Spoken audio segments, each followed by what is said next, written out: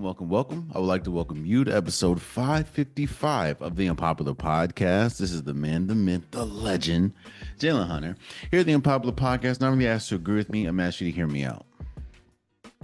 This entire episode is obviously going to break down what we saw in the wild card round of the NFL playoffs.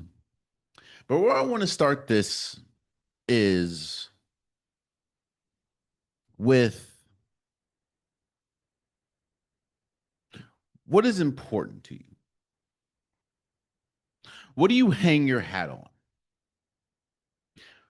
What is it that you can point to and say, this is what makes that person special? And the reason I want to start with that is because the Houston Texans went into Pittsburgh and beat them 30-6. Now, in the grand scheme of things, this result wasn't as shocking as you would think. Like when you look at the stats, right?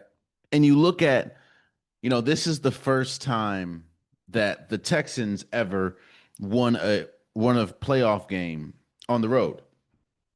This is the worst playoff loss in the Steelers' history. When you see stuff like that, obviously those is kind of it's a little jarring. But I would say that this result wasn't as shocking as some people would think. I mean, you had Houston being one of the hottest teams in football, definitely, arguably the hottest defense in football, going up against a Pittsburgh team that a lot of people, well, if a couple things went a different way, actually, if one thing went a different way against the Ravens, they would not even be here. You have a young CJ Stroud going up against a 42-year-old Aaron Rodgers. And while the Houston's offense hasn't really been their strong suit this year, neither has the Pittsburgh's offense. So 30-6 is shocking on the surface, but if you really take a deep dive, it's not as shocking and it's not as surprising as one would submit.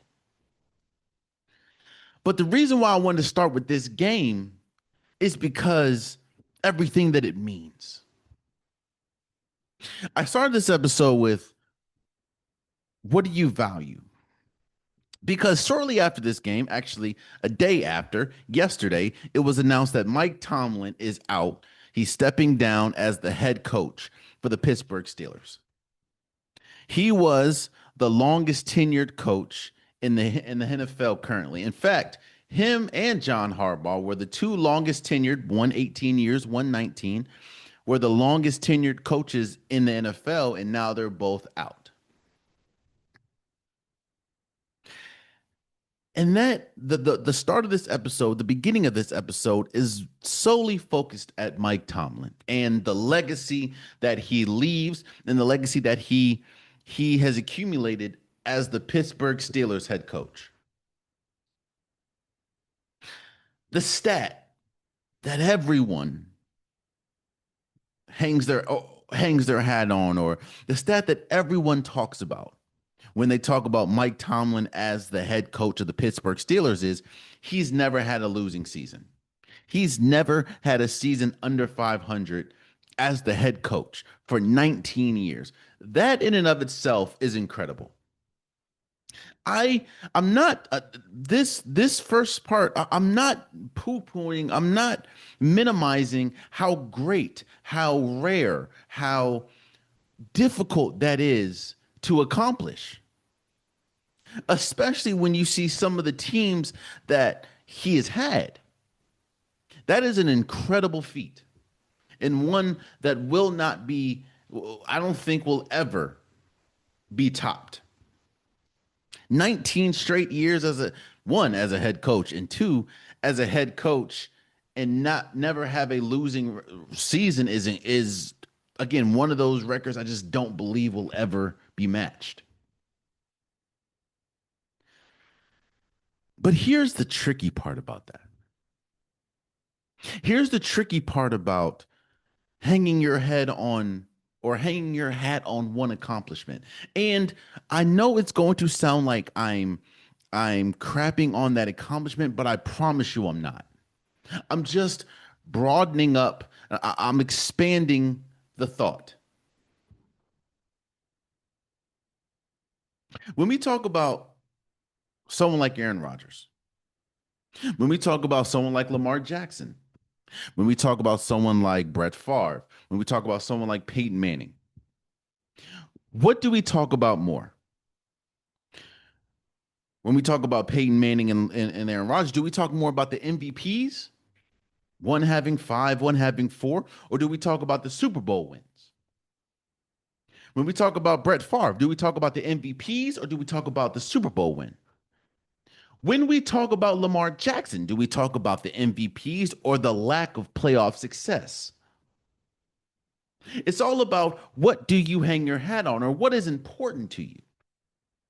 For the longest, I believe what was important to the Pittsburgh Steelers, what was important to Mike Tomlin was that never having a losing record in the regular season, which, albeit, is an incredible record.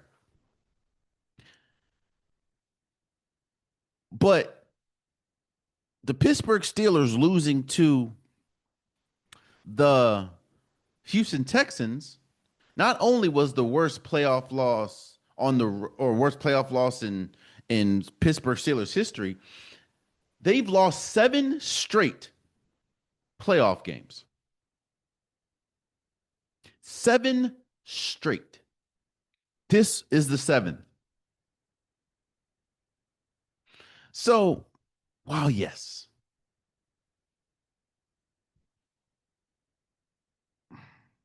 Mike Tomlin's an exceptional coach.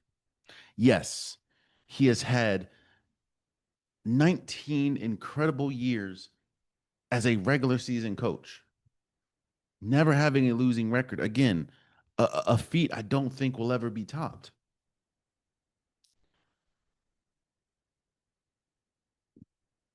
But when you turn the page on that accomplishment, what else do you have? You see, I'm all for, and I am the first one to say that I support everyone, especially in this world, everyone that's African American that's trying to be a head coach, that's trying to be a coach. I understand the importance of representation in those spaces. I understand how difficult it is and how short of a leash that you have when you're an African American coach, when you're an African American coordinator compared to your counterpart that may have done less than you but still has more opportunity. I understand the difficulties it is to be an African American in a, albeit Caucasian dominated space, not the NFL, because obviously the players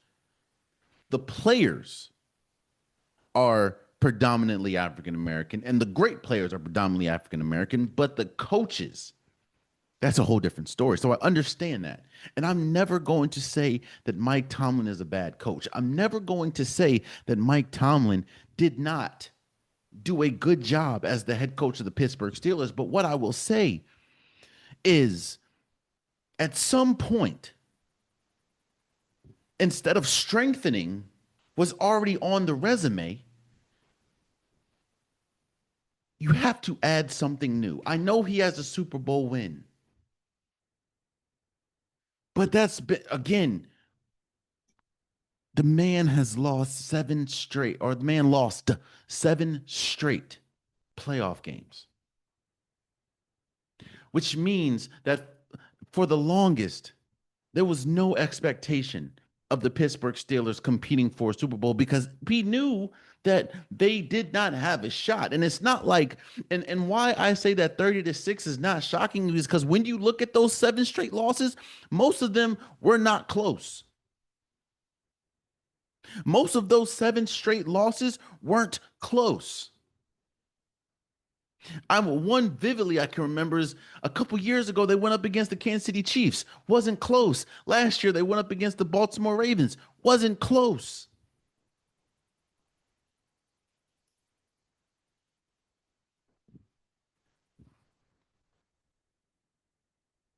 I think Mike Tomlin is a great coach.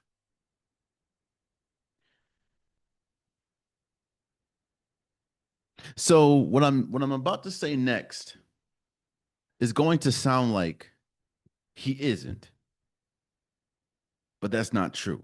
Mike Tomlin is a great coach, but it's very rare that you have a coach that is dominant on both sides of the ball. That is great at orchestrating both sides of the ball. That's why it's so important to have competent and incredible coordinators. We're going to talk about the in Philadelphia Eagles and their game a little bit later, but you see what happens when you don't have a good coordinator.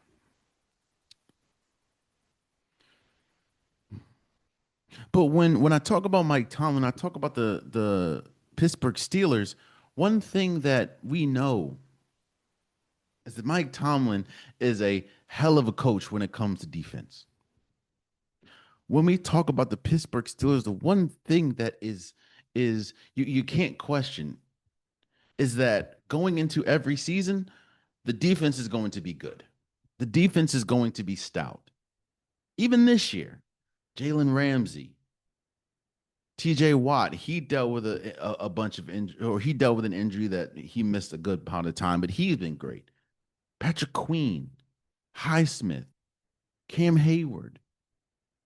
You know that with a Mike Tomlin coached Pittsburgh Steelers, the defense is going to be stout. But for all things effective, there are deficiencies. And Mike Tomlin's deficiency has always been developing the offense. Mike Tomlin, the Pittsburgh Steelers have always been great defensively with Mike Tomlin. They've never been really dominant offensively outside of when they had Big Ben and Le'Veon Bell and Antonio Brown.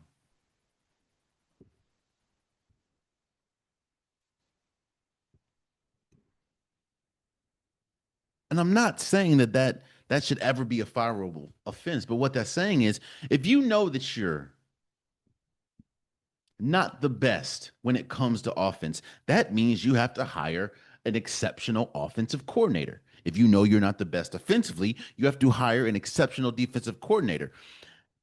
The Pittsburgh Steelers, time and time and time and time and time again, missed on offensive coordinators.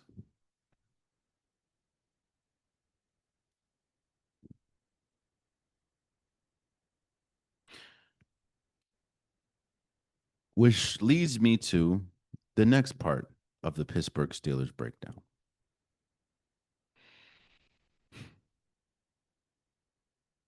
Planning is important. I, I want to, I can't specify enough that we've talked about this, which is why the 30-6 is not shocking to me. It's a bad number, but it's not shocking. Planning is important. It's important that you have contingency plans for a lot of things. One of which is being the head coach, the GM, the owner of a sports team. Because one thing that you know is no matter how great a player, no matter how great a team is, that's never going to be the case forever. As great as Josh Allen, the Buffalo Bills are, they're going to have to plan eventually for Josh Allen not being there. As great as Patrick Mahomes has been for the Kansas City Chiefs, there's going to be a time where he's not going to be there.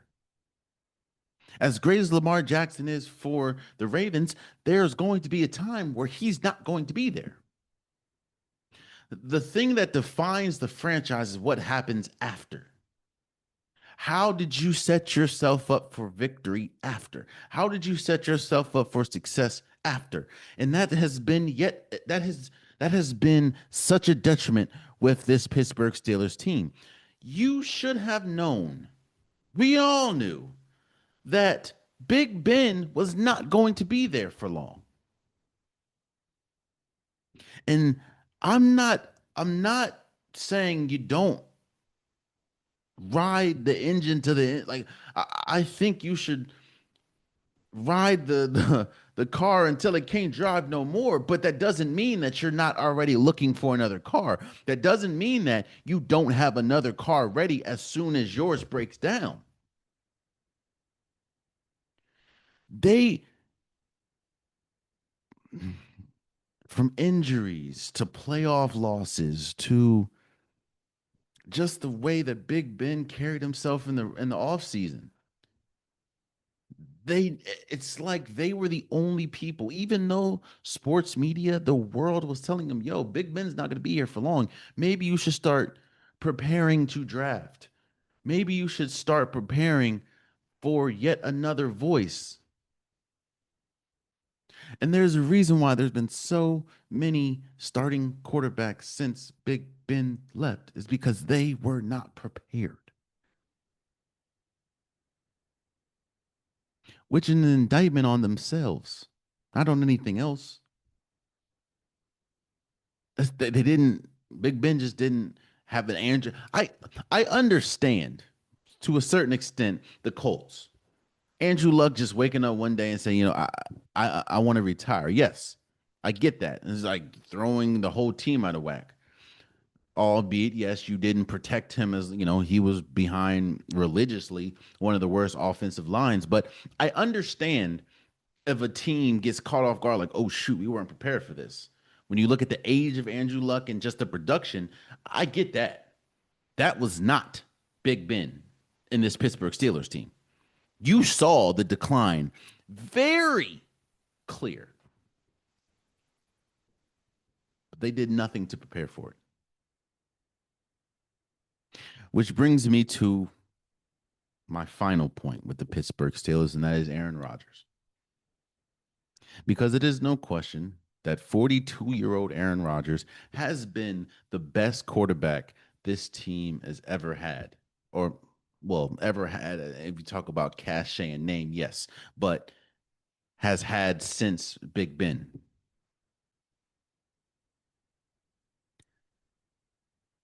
And I said this before the season started, why I didn't expect much success from the Pittsburgh Steelers. I didn't think they were going to make the playoffs. But I was wrong. But I said one thing that you need, especially if you have an older quarterback, an older non-mobile quarterback, is a solid offensive line. The Pittsburgh Steelers didn't have that. Now, I'm not just absolving the mishaps and the shortcomings that Aaron Rodgers had this season, more specifically this game. But you were an old quarterback, not mobile, playing behind a poor offensive line. And you got the man threw a pick six, and he had a fumble that was scooped up for a touchdown. So 14 points from the Houston Texans was solely because Aaron Rodgers was just, bad. But a lot of it was because the defense, the Houston Texans defense, and it's not just the Houston Texans defense. The Pittsburgh Steelers offensive line has been poor all year, but the Houston Texans defense is just ferocious. but that offensive line is terrible. Um, Mike Tomlin is a surefire Hall of Famer when he's done coaching. I don't know. I know he's stepping down as the Pittsburgh Steelers. I don't know if he wants to coach again. If he does, I'm sure that there's multiple teams that'll be ready to open, welcome him with open arms, just like with John Harbaugh as we're seeing. But I struggle when I heard the news of Mike Tomlin and tried to put this together because it's like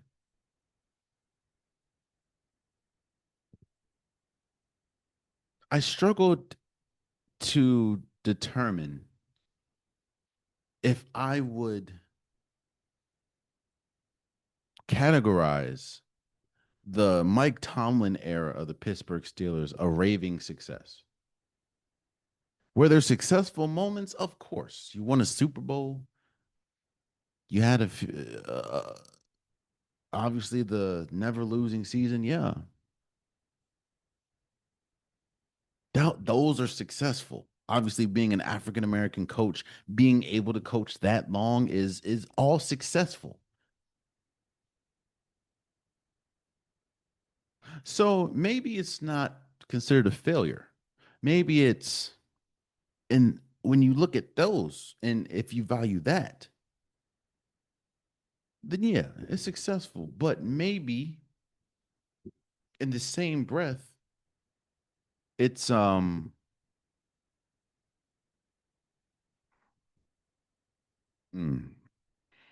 it's a tad bit lackluster because while yes, he was probably the most successful African American coach we've ever had in the NFL. While yes, he's never had a losing season. While yes, he has a Super Bowl.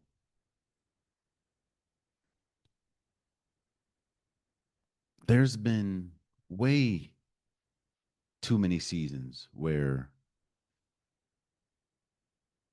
the Pittsburgh Steelers met the same exact fate, the same exact way.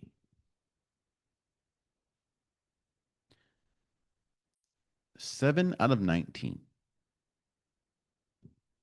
7 out of the last 19 years, which obviously is a little less than or is less than half.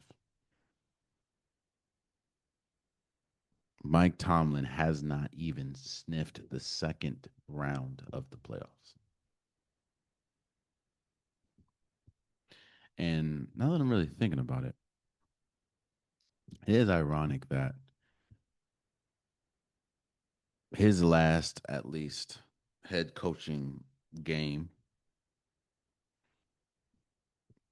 saw Aaron Rodgers as his quarterback, which is also the last time he's been to the Super Bowl, was against Aaron Rodgers, watching Aaron Rodgers win his first and only Super Bowl.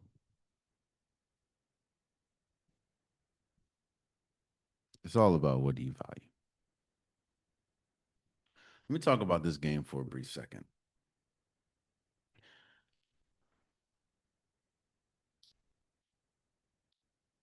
If the Houston Texans played a better team, if they played a better offense, they very well possibly could have lost this game.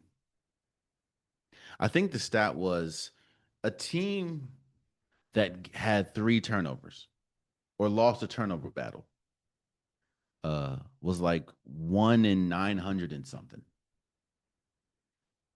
This was the second one. I think, if I'm not mistaken, they had 4 turnovers, 3 interceptions from CJ Stroud, if I'm not mistaken, and 2 fumbles. Oh, CJ Stroud fumbled the ball 5 times and lost 2 of them.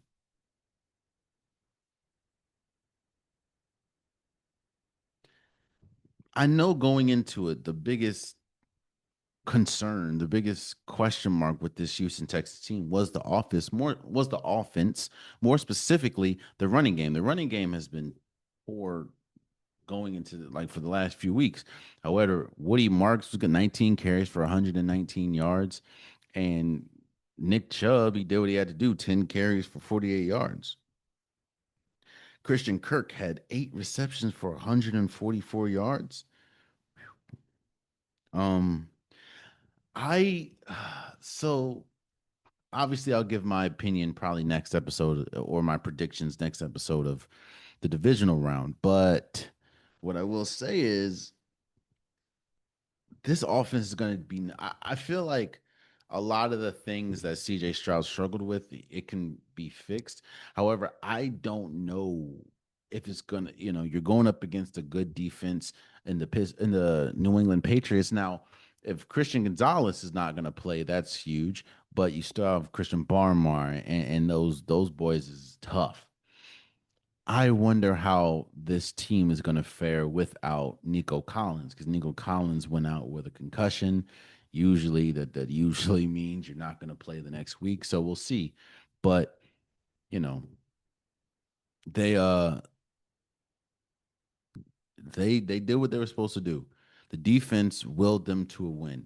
My question is, what happens when the defense doesn't play up to snuff? Is the offense when you go up against a good team? Is the offense going to be able to carry? I wanted to say one. I know I've been here for about 30. I know I've been here for a minute. I wanted to say one more thing. We talked about the Pittsburgh Steelers being built wrong. You pay uh, the players that you pay, and you kind of neglect the offensive line. You kind of neglect, some of the key pieces. Right. I think this game should show you why the Seattle Seahawks were more than okay with letting DK go.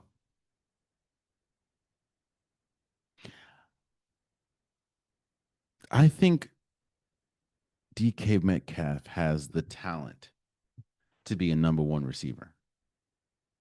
I think he has the God given gifts to be a number one receiver. When you talk about his height, his speed, his physique, his stature, he has he has the traits to be a number one receiver.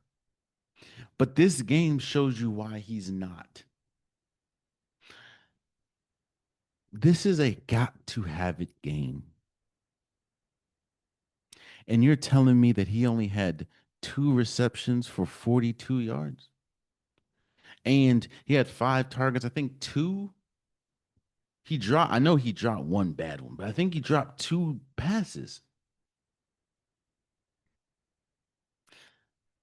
And on top of that, this is your number one receiver. On top of that, he was after the first quarter.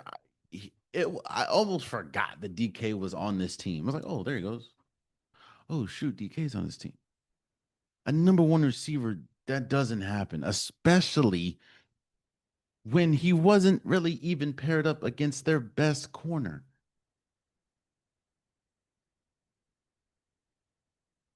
So now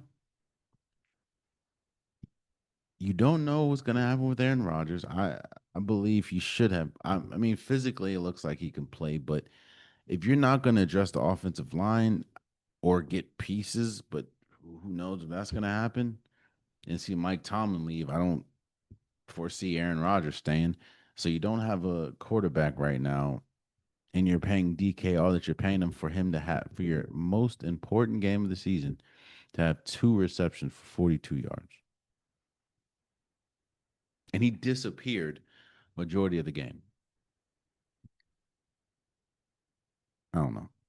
Congratulations to the Houston Texans for beating the Pittsburgh Steelers 30-6.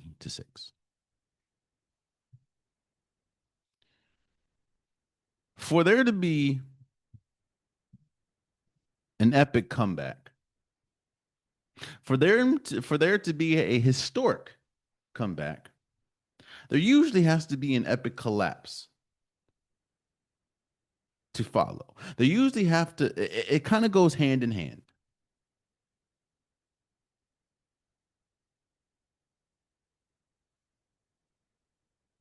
The Chicago Bears completed an epic comeback to beat the Green Bay Packers 31 to 7.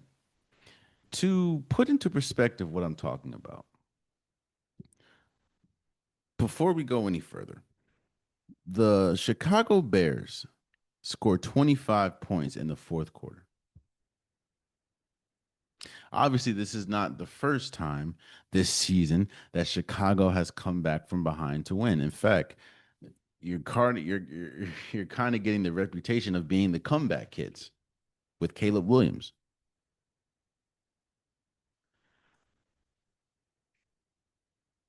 I think that this comeback was incredible.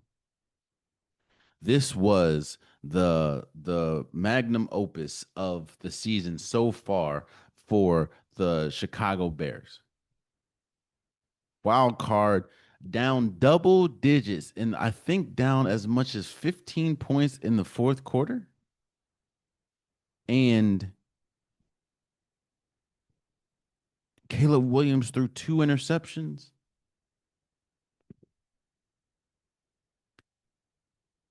Jordan Love had four touchdowns.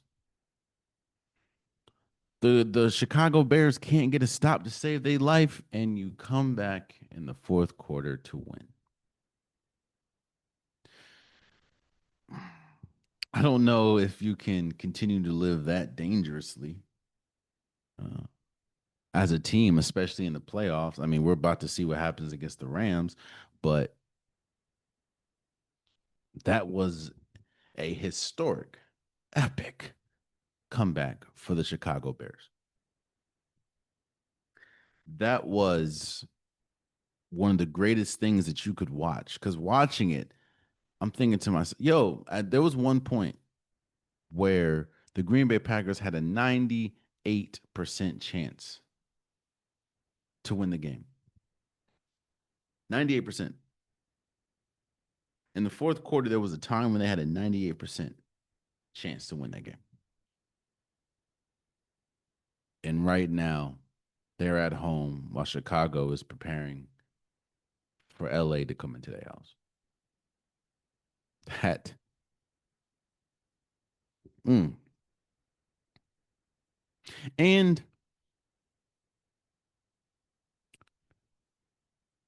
as crazy as it is, in fact, I'll say business.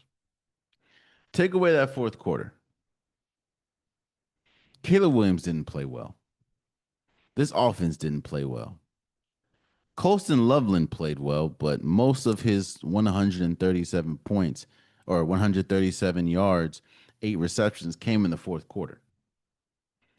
The team, and I told you guys, bro, this defense, don't let the interceptions fool you. The defense ain't that good.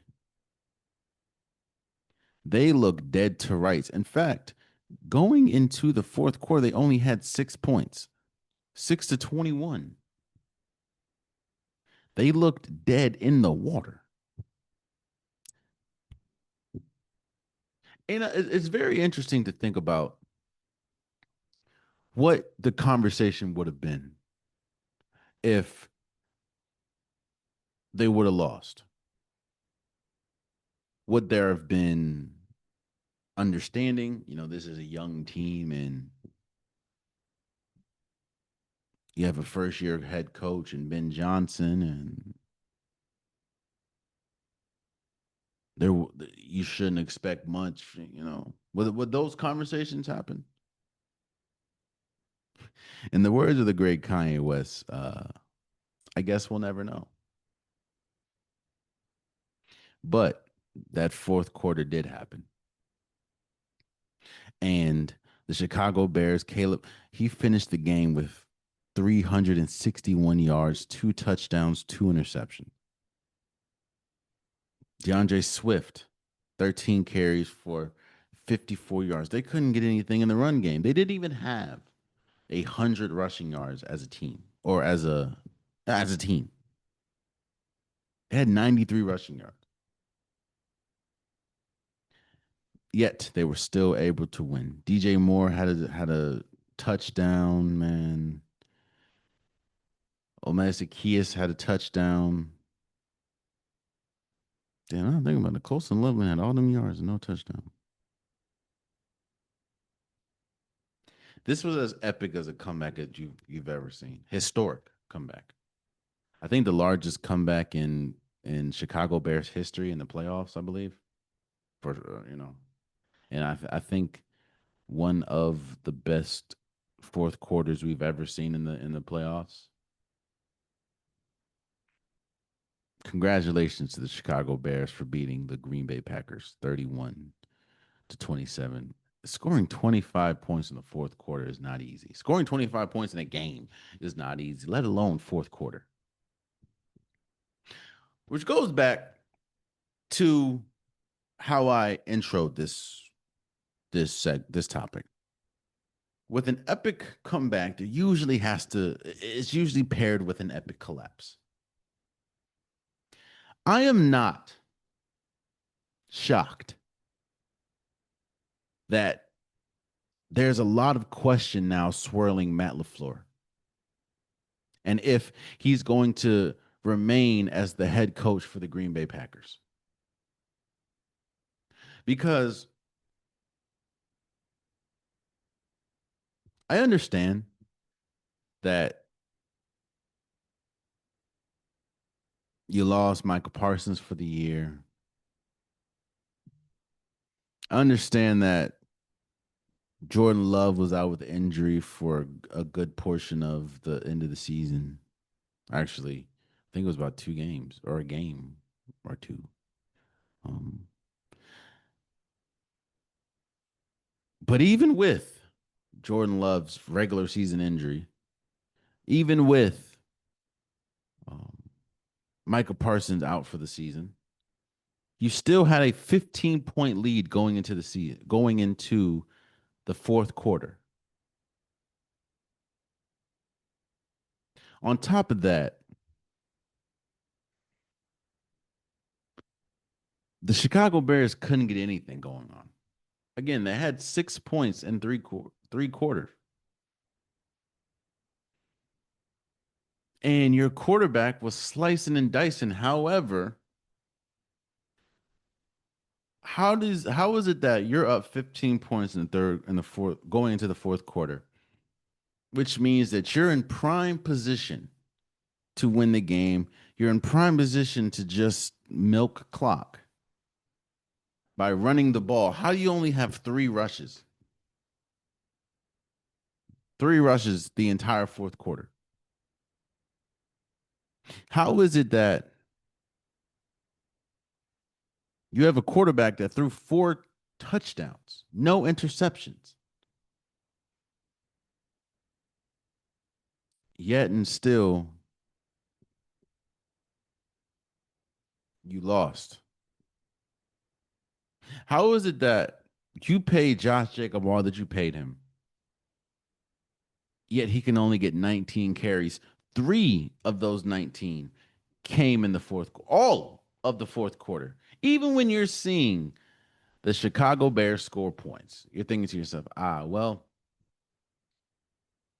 I know we should probably focus on because they're kind of getting hot. We should probably focus on stopping clock and draining clock. But you know what? We're gonna keep throwing away. And what's even funnier is I understand that there's a personal thing between Ben Johnson and Matt LaFleur, or Ben Johnson and the Green Bay Packers. The Green Bay Packers, there's just a personal thing. And for the longest, or for most of this game, Ben Johnson was making it about his beef with Matt LaFleur and this Green Bay Packers team, because some of the things that he did going forward on fourth down when you shouldn't have, like it set the Chicago Bears back until it didn't. And they helped it.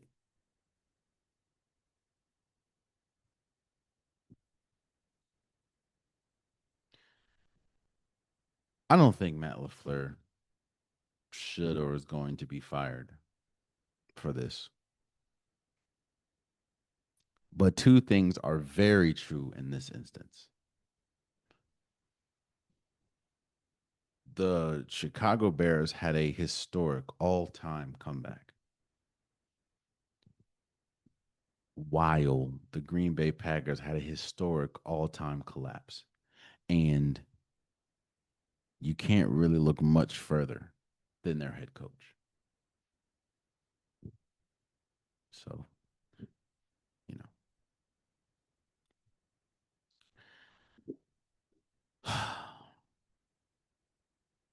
Oh, congratulations to the Chicago Bears for beating the Green Bay Packers 31-27.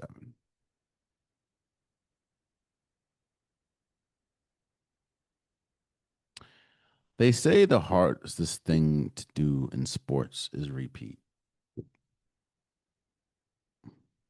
And I completely understand that.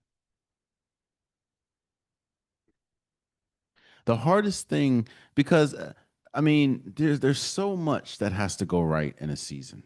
Not just in football, but in sports. Like, do you know how difficult it is to repeat as an NBA champion? Do you know how hard it is to repeat as a Super Bowl champion? Injuries have to be on your side. Momentum has to be on your side.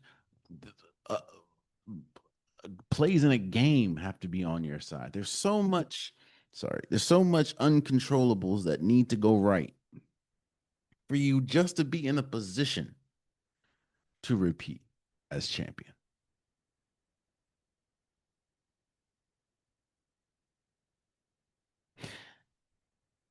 When I think about this Philadelphia Eagles team, I can't help but think about something that I say a lot on this podcast is you develop habits. That to me is the importance of the regular season. You develop habits that carry you onto or into the postseason, and you ride those habits, you ride the momentum that you built throughout the regular season, and hopefully have a deep playoff run.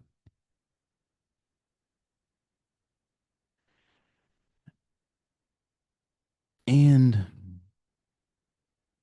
the San Francisco 49ers go into Philadelphia and beat them 23-19. This is the same 49ers team that is decimated at almost every single position. Almost every single position has either seen a key player go out for some time this year or have a key player out for the season. Hell, even in this game, George Kittle tears his Achilles, out for the season, out for the game. You still don't have Fred Warner. You still don't have Nick Bosa. Your two best defenders, not to mention all the incredible defensive players that left in free agency to start of the season. Not to mention the fact of you think you're going into the season with your number one receiver in Brandon Ayuk doesn't play a snap this year. I don't even think steps into the building this year. And you beat that team. That San Francisco team beats the defending champions at home in the wild card 23-19. 23-19. Brock Purdy didn't play well at times. He threw two interceptions. Both of them, I think, was Kenyon Mitchell. There were times when the defense was just too suffocating for him. In fact, it's crazy that Jawan Jennings threw out of three touchdowns. Jawan Jennings threw one of them to Christian McCaffrey, if I'm not mistaken. As great of a coach Kyle Shanahan is, and I think that this is yet another example of why Kyle Shanahan is considered one of the best coaches in all of the NFL. Um, I think this had more to do with the Philadelphia Eagles than it did the 49ers. Because if you look, I know the game is not played on paper. I know that. But if you look at the names that suited up for the Eagles and for the 49ers, you would say there's no way in heaven or hell that the 49ers should go into Philly and win this game and beat them. There should be no way when you see Saquon Barkley played, when you see Devontae Smith play, Dallas Goedert play, AJ Brown play, when you see that Jalen Hurts played, when you see that N'Kobe Dean, Jordan Davis, Zach Braun, Blankenship, when you see that Nolan Smith, when you see that Quinyon Mitchell, when you see that Jalen Carter, when you see that Cooper DeJean, when you see all of them played and were healthy,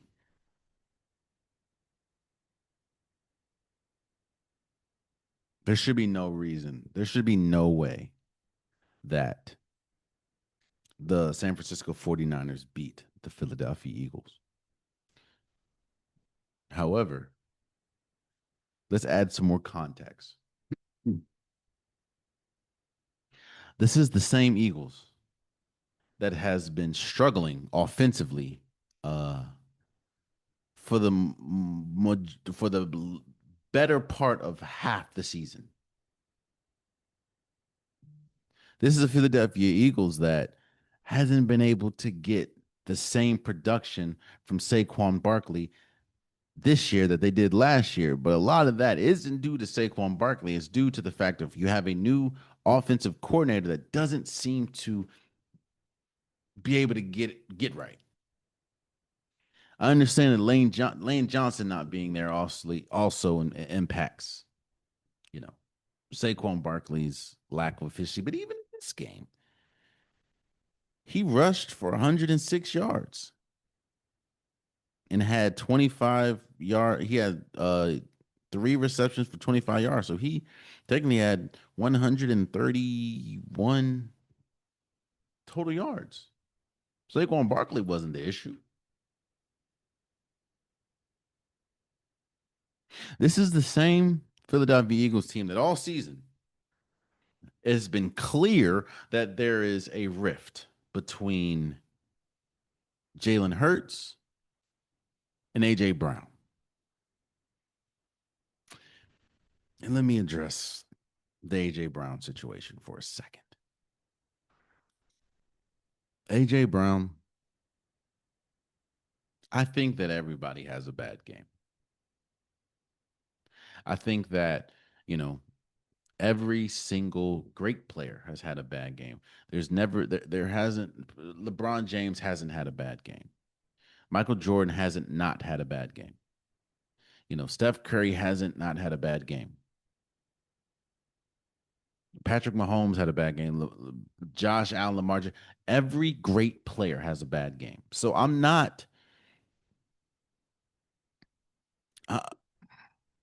I'm not killing AJ Brown for having a bad game. But what I will say is this game right here, this bad game, this type of game is why you do not voice your frustrations to the media about not getting targets, not getting touches. This is why. Because now, which is what you're seeing now, every single time somebody talks about you, somebody talks about the situation, somebody talks about the game, and the fact that you had what, two or three costly drops.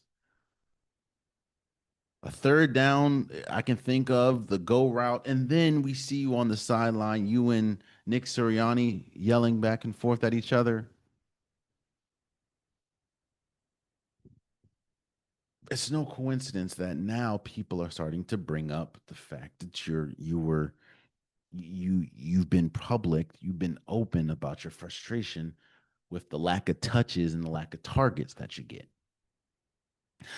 So that when you do get targets and you do get touches and you don't capitalize or you that's why I'm not saying you can't have a bad game. What I'm saying is this is what happens when you speak publicly to the media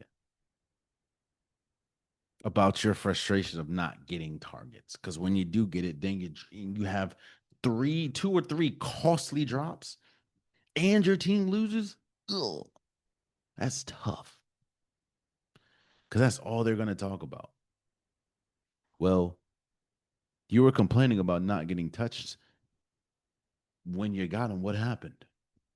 And then you don't even speak to the media after, which means that it allows people to run with a narrative that they create because you didn't say anything. That is why you don't speak to the media with your frustration.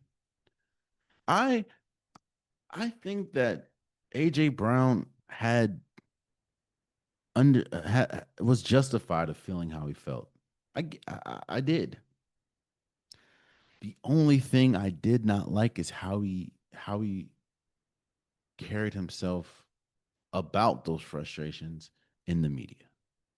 Because while I didn't know a game like this was going to happen, I knew a game like this could happen. And because you went to the media with your frustrations and you had a bad game, it all comes together. Which then, if I can advance this, I think it's over. It's hard for me to see everything that has transpired these last few years, not just these last few years with AJ Brown and his relationship with Jalen Hurts and his relationship with the team. You see, if you ever need an example of when I say that winning winning is the ultimate blanket for everything, this is the perfect example. Because these frustrations that AJ Brown had with this team didn't just matriculate this year. He's had them for a while. He's had them for years, but they were winning. They won a Super Bowl last year.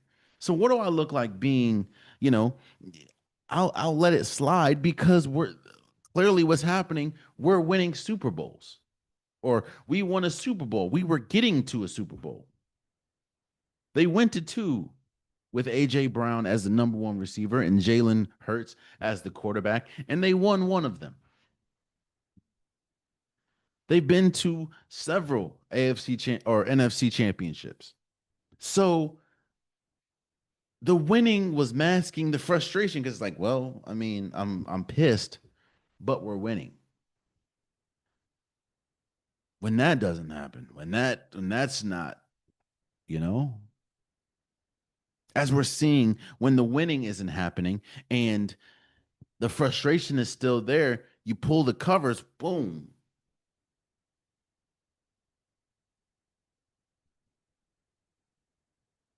This happens. You have a blow up with your coach trying to, I guess, yell at you for running off the field too slow when they're trying to punt or something, and you go back at them, and then you drop again, and it's all accumulation. You're on the sideline reading a book. You're on people's Twitches playing the game, telling me, get me out of here, or if you have me in fantasy, trade me, drop me, or this is going terribly, or when you're asked a question in the media, all this again, it's cool, it's acceptable when you're winning, but you didn't. You're not. You're going home. You're home, and now it's like, all right, now it's time to address all this. I would be shocked. I said this about John Morant last episode. I said I would be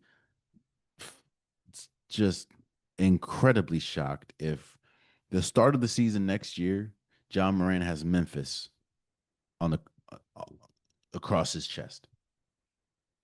I would be 10 times more shocked if by the beginning of next season, AJ Brown has Philadelphia stitched across his chest. I think he's good as gone. And I think there needs to be a breakup. I believe Philly needs to want him to or needs him gone. And I think he needs to be gone. This marriage just isn't working anymore. And who can blame? Look, Jalen Hurts is not the best passer. I'll be real with you. Jalen Hurts is not the greatest of passers. He thrives when there's a solid running game. When the running game is established, he thrives. That means you're never going to get a lot of targets. You're never going to be a prolific. You're never going to have prolific stats with Jalen Hurts as your quarterback. I'm not saying that he's a bad quarterback. That's the truth. Jalen Hurts is not that type of quarterback that can just sling the ball all over the place. He's not a Josh Allen. He's not a Joe Burrow.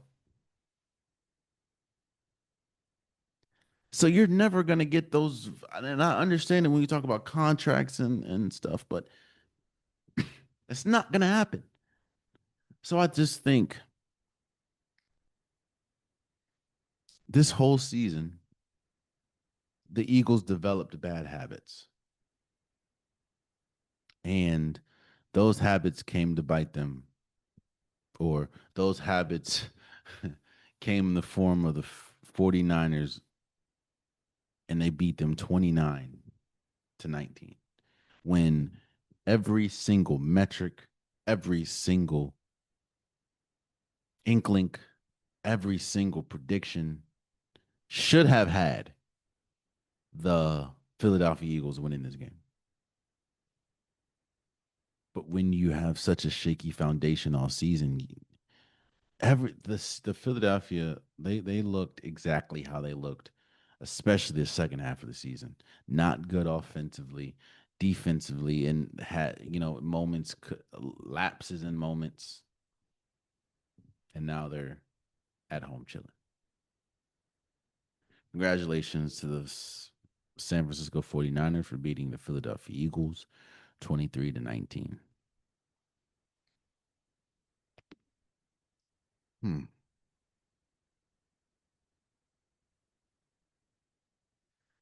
The Buffalo Bills went into Jacksonville and beat the Jaguars 27-24.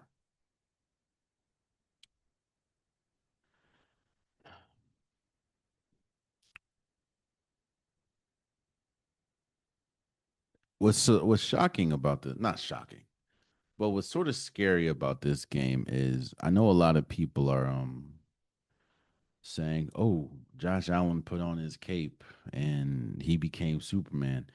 We've seen much better performances from Josh Allen this season.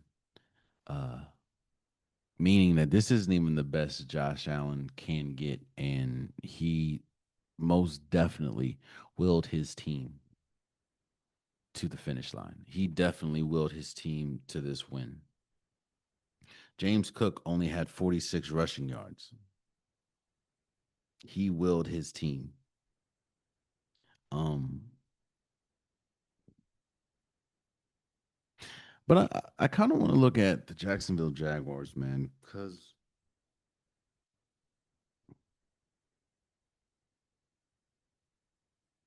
majority of this game, the defense was playing well. I know when you see 27-24, it's like how the majority of this game, the defense was playing well. Um, and honestly, the offense was playing well. I know you're gonna, before the final drive, Trevor Lawrence had 3 touchdowns, 1 interception. He was playing cool. And then that final drive happened. The last thing you can do is throw a game sealing interception. And I think the most egregious part is I called it. As soon as I said, watch, either Trevor Lawrence is going to win this game or he's about to throw an interception. And as soon as I said interception, he throws it to Jacoby Meyer. He's well covered, bounces off the hand, gets intercepted. The game's over.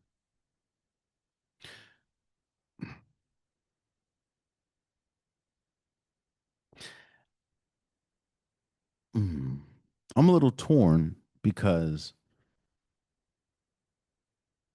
I don't know who I want to give more of this blame to. Do I want to give it to Trevor Lawrence?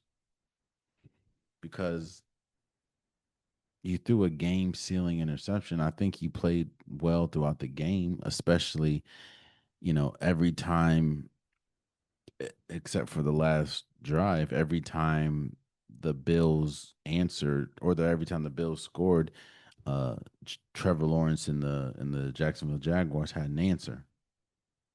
But in the biggest of moments, Trevor Lawrence could not deliver.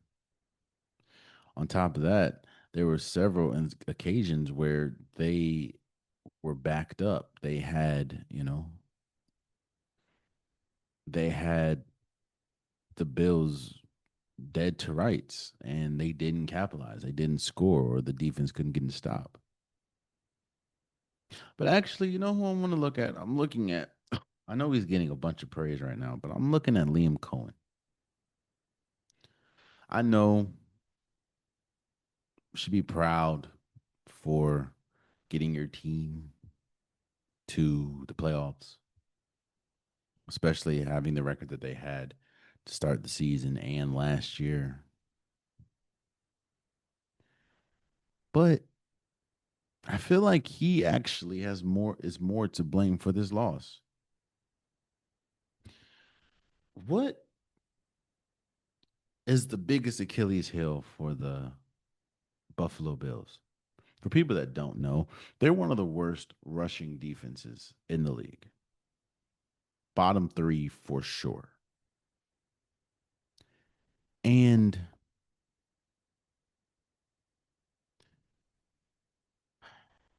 Travis Etienne had 10 carries for 67 yards. That's 6.7 carries that's 6.7 yards a carry. Turton, I think Bashali, I know I probably said your name wrong. I apologize. Tootin, 4 carries for 51 yards. That's 12.8 yards a carry. Even Trevor Lawrence, 6 carries for 31 yards. That's 5.8 or 5.2 yards a carry, meaning the entire team averaged 6.7 yards a carry. How is it that you're going up against the worst, one of the worst pass defenses in football, or one of the worst rushing defenses in football, excuse me, and you only rush the ball 23 times for 154 yards? Why was that not the game? Why was the game plan, yo, let's throw the ball 30 times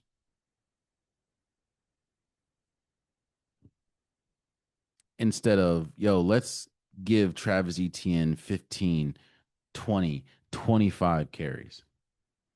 The man is averaging 6.7 yards a carry. The team as a whole averaged 6.7 yards a carry against the worst rushing defense in the league. Yet and still, you wanted to make this a passing game.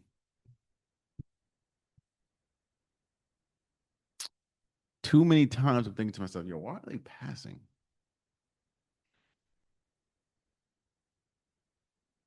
Doesn't make sense in the slightest. But this is why also I say Buffalo is probably the most dangerous team that you have the best quarterback in the playoffs and they're finding ways to win. There was so many times where the Jacksonville Jaguars had them dead to rights, and Josh Allen saves them more defensively. They get a stop that they're supposed to. I also want to see the penalties. Give me a second.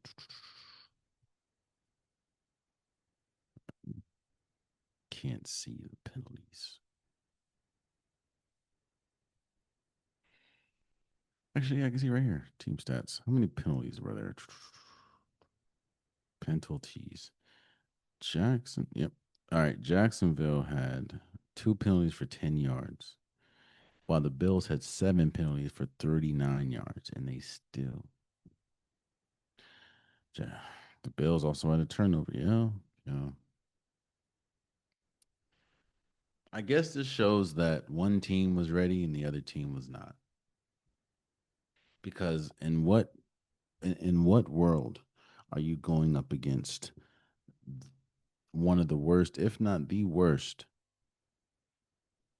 rushing defense in the league, and your whole team combined had 23 rushes for 154 yards? I don't know. Congratulations to the Bills for beating Jacksonville 27-24.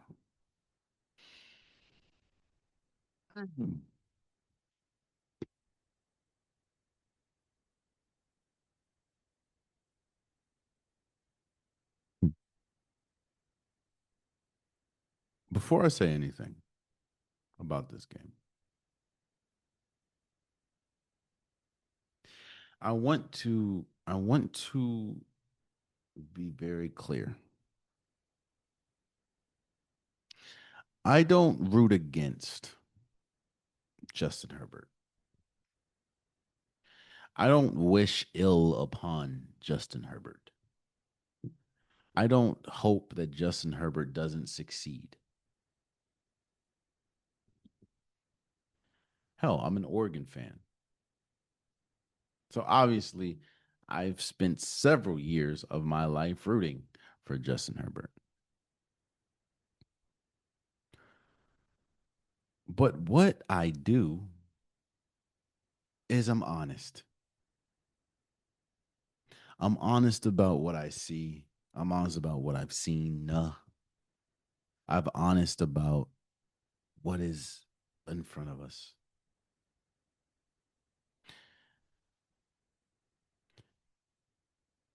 The New England Patriots beat the LA Chargers 16-3.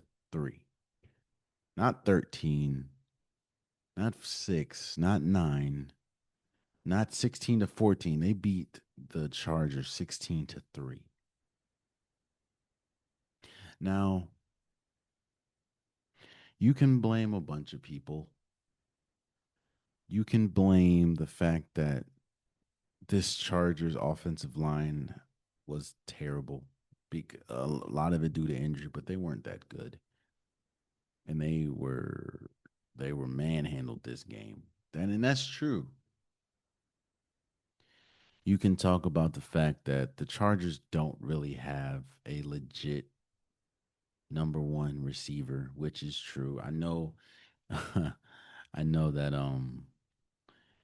Quentin Johnston had like a brief stint this year, maybe 3 or 4 games where he looked like the guy, like he looked like he made the leap and came crashing down to reality. You can say that the rushing game wasn't good. Amari Hampton had one carry for -1 yards. Vidal had 11 carries for. In fact, Justin Herbert was the leading rusher as well with 57 yards. All that is true. I'm not just blaming Justin Herbert for this loss. I'm not saying that it's all on him. But what I am saying is this is yet another year where Justin Herbert did not play good enough, where Justin Herbert was the lesser of the two quarterbacks that were playing, where Justin Herbert decided to have his worst game in the playoffs. The first time you go up against Trevor Lawrence and the Jacksonville Jaguars, and I think you get shut out the second half of the game. Last year, you throw 4 interceptions against the Houston Texans.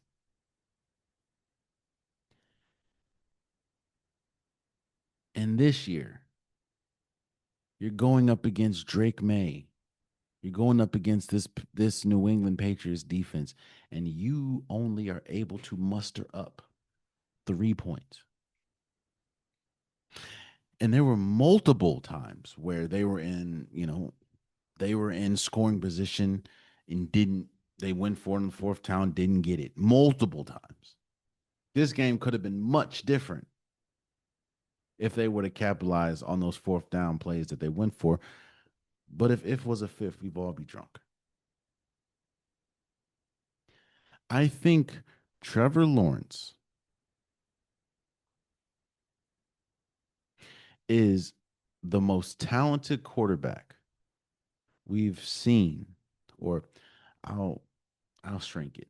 He's the most talented quarterback in the league without a playoff win. Trevor Lawrence, not Trevor Lawrence, Justin Herbert. I think I said that wrong. I'll say it again. Justin Herbert is the most talented quarterback in the league without a playoff win. I remember when I did my preseason breakdown, and a lot of people were coming at my neck talking about Justin Herbert is, he is the next Peyton Manning, and this is gonna be the year him and John Harbaugh and Lad McConkey. Bro, I heard it all just to meet the same fate year after year after year. Justin Herbert is the most talented quarterback in the league that does not have a playoff win to their name. I'm not even going to go as far as to say Super Bowl. I'm going to say playoff win. And what the kicker is, Drake May didn't even play that well. There were moments when this lead could have been worse.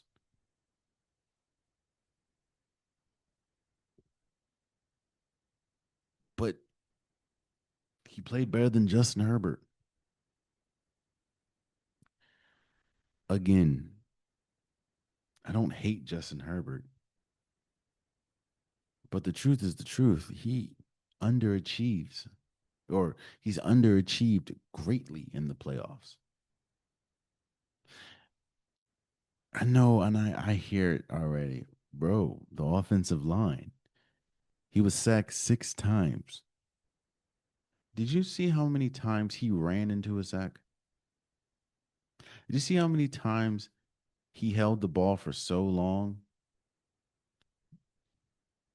that you already know your offensive line is struggling? Why are you holding the ball that long? Or I don't know how many times I've seen him like rush to go right and then boom, he runs into the arms of a defender. Or rush to go left, boom, you run into the arms of the defender. Or you step into the pocket, boom, run into a bro. One of the plays where he got drilled, the defender is running up untouched. Like he's running, it had to be a corner. It took so long for him to get to Justin Herbert, and Justin Herbert never adjusted.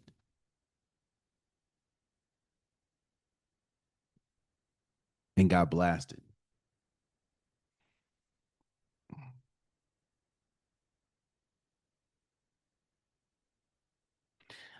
I think this Patriots team, especially with their defense playing how it played against the Chargers, they can win a Super Bowl. If Drake May plays better, which he wasn't terrible, but he wasn't the Drake May that we're used to seeing him this year. Um, if he plays better, this team can definitely win a Super Bowl. But This is yet another year where we end the season thinking, damn, Justin Herbert still doesn't have a playoff win. So, yeah. Congratulations to the New England Patriots for beating the. Actually, last thing, because I heard people say, well, why doesn't Jim Harbaugh get any hate for this?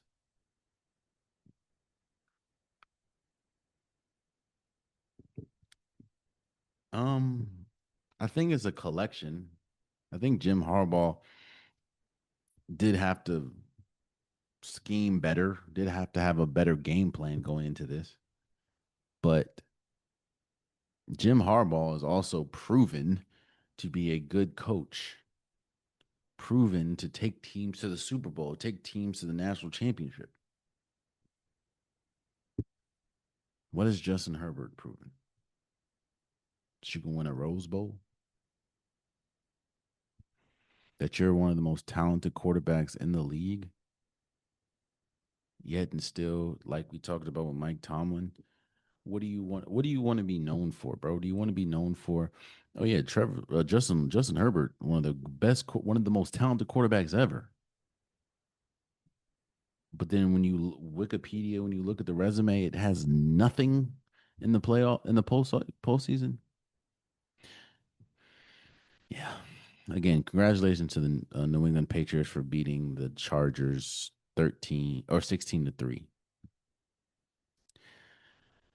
Again, I do not believe in moral victories. I think you either win or you lose. Period.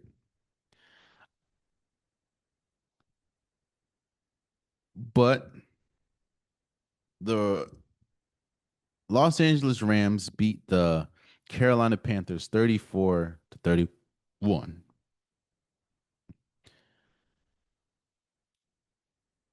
I was more proud of the Carolina Panthers after the game than I was before the game. This was I thought that I even said it on here, I believe. I thought that they would get embarrassed. You're going up against possibly the MVP of the league. You're going up against possibly the offensive or the not offense, the rookie of the or possibly going up against the offensive player of the year. Devontae Adams was coming back. This defense is ferocious. I thought that they were going to get embarrassed. Not to mention they kind of stumbled into the playoffs thanks to the Atlanta Falcons. I thought it was curtains. And I also said, yo, if you have to win this game on the shoulder of Bryce Young, you're probably gonna it's probably gonna get dark. And Chuba Hubbard had 13 carries for 46 yards. Rico Dow, their number one running back for majority of the season, had 5 carries for 9 yards. Bryce Young had 3 carries for 24 yards. I just didn't think. I said this is the recipe for the Rams to just destroy the Panthers, and they only won by 3, and it was a riveting game. I think they went up. I don't think the Rams went up 14-0 quick. I was like, oh no, this is about to be one of them games. And then the Panthers just kept fighting back. Bryce Young, he had what 2 touchdowns on the day. Chuba Hubbard had 2 touchdowns. It was incredible, bro. The atmosphere was great. I don't know if Luke Kuechly was there, but I know that Cam Newton was there. All the greats were there. It was incredible. And they were a Matthew Stafford game-winning drive away from beating the Super Bowl favorites, LA Rams. It was Bryce Young played well, even though they had the game, which I'm not even gonna put that on him. It completely hit off the receiver's hand. The game sealing interception. it went off the receiver's hand. Like, Mm. I can't. Yeah, that was a good game, man. Um, there are. I will say before we go, there are signs of concern. The Rams, they're not. We've seen how talented they can be. We've seen how good they can be. But this is yet another game where they had a huge lead. They blew it. Obviously, it didn't cost them with the win or cost them in the game, but they blew a huge lead. They blew a 14-point lead. This is yet another game where they let a team where they're supposed to just beat, they almost win or win. Remember, they were supposed to beat the Falcons. And they let Bijan Robinson run all over them and Kirk Cousins throw all like we're starting to see a trend. And this is yet another game where they should have had the game won easily and they didn't. Remember, they lost to the Eagles when they had a huge lead. I'm starting to, once is a coincidence, twice is a trend. I'm starting to, and this is more than twice. I'm starting to see they need to nip this in the butt quickly because this team is good enough to win a Super Bowl. If they continue to let teams back in the game or continue to take their foot off the gas mid game, like they're going to lose. You can't do that. What they did against the Carolina Panthers, you're not going to be able to do that against the Chicago Bears. As we've seen, they can complete comebacks. So we'll see. But congratulations to the Rams for beating the Carolina Panthers 34-31. And there you have it. That's been today's episode of the Unpopular Podcast. I truly, truly appreciate you guys. If you want an Unpopular Podcast shirt, hoodie, sweater, long sleeve joggers, a link in the description below. I have multiple different colors, multiple different designs. Get your Unpopular Podcast merch today. Also, please subscribe to the YouTube channel. I'm trying to get as many subscribers as possible. Tell a friend to tell a friend to tell a friend to subscribe. It definitely means a lot. I cannot do it without you guys' help. I'm trying to grow the podcast unilaterally. So, again, please comment, rate, share, follow. It means a lot. And I am gratefully appreciated. Also, for my socials, Instagram, TikTok, Facebook, I post pretty much daily. That's the quickest way to get to me. Just keep it respectful, and I don't mind going back and forth in the comments. It just means that you're listening to me and you have an opinion about something. Both I appreciate. And again, I enjoy debating in the comments. Again, just keep it respectful, and I don't mind going back and forth. Until next time, much love.